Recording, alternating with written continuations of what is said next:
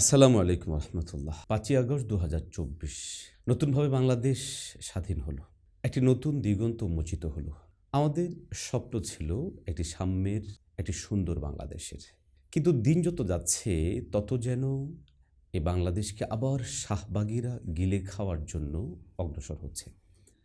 গত কয়েকদিনের বেশ কিছু ঘটনায় আমরা লক্ষ্য করছি যে মনস্তাত্ত্বিকভাবে শাহবাগিজম আমাদের অনেককে খেয়ে ফেলেছে। ফলে এখানে টুপিকে ভয় পাওয়া হচ্ছে, পাঞ্জাবিকে ভয় পাওয়া হচ্ছে, টুপি দাড়িওয়ালাদের কোথাও কোনো উপস্থিতিকে ভয় করা হচ্ছে।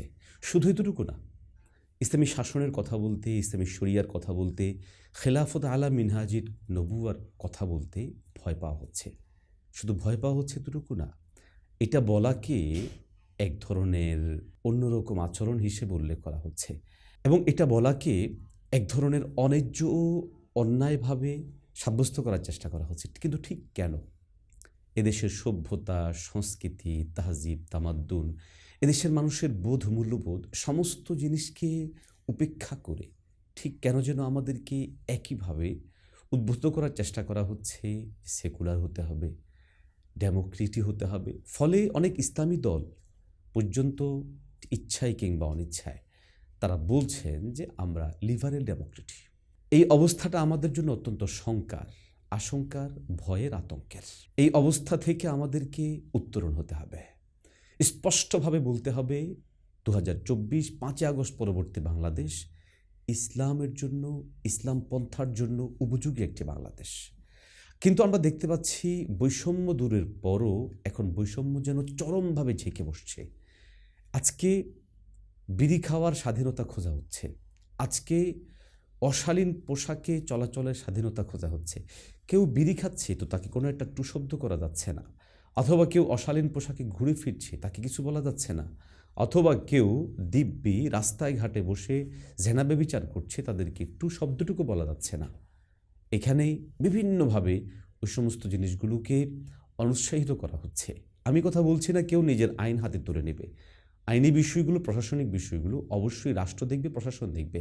কিন্তু এর বাহিরে একজন স্বাভাবিক ন্যূনতম সমাজ ও মানবিক মূল্যবোধের জায়গা থেকেও কোনো অন্যায্য, অন্যায়, অবৈধ কর্মতৎপরতাকে নিষেধ করা কিংবা না করার বিষয়ে অনুৎসাহিত করার কোনো যৌক্তিকতা দেখে না। খুব কাছাকাছি সময়ে দুটো ঘটনা আমাদেরকে খুব পীড়িত করছে। একটি ঘটনা যেটা বিড়ি খাওয়াকে কেন্দ্র করে ঘটল, আরেকটি ঘটনা যেটা একজন ভাই ইউনিভার্সিটির শুধু এতটুকু বলেছেন যে বোন শালীন পোশাক পরুন, ব্যাস এতটুকু তো অন্যায় হয়ে গেল। তাকে চাকরিচ্যুত করা হলো, বিড়ি নিয়ে বাদুস্তুর মাঠে নামা হলো, শাহবাগে সেখানে থানা ঘেরাও করা হলো, লোকটাকে গ্রেফতার করা হলো, চাকরিচ্যুত করা হলো, আরও কত কিছু। ঠিক কতদিন চলবে এই অন্যায় অন্যায্য? আর এই সব কিছু আসলে মূলত ঘটছে ডেমোক্রেটিক চিন্তা জায়গা থেকে। আমরা দৃঢ়তা ও স্পষ্টতার সাথে বলছি আমরা অবশ্যই মানুষের মানবিক অধিকার, মানুষের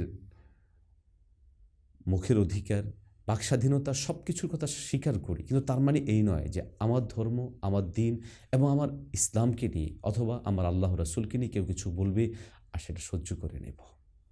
আমরা তীব্র নিন্দা জানাই, প্রতিবাদ জানাই এই ঘটনাগুলোর। আমরা উদ্বুদ্ধ করব আমাদের ভাইদেরকে এ ধরনের ঘটনার প্রতিবাদ জানান এবং মোকাবেলা করার জন্য প্রস্তুতি গ্রহণ করুন। আল্লাহ আমাদেরকে তৌফিক দান করুন। আমিন।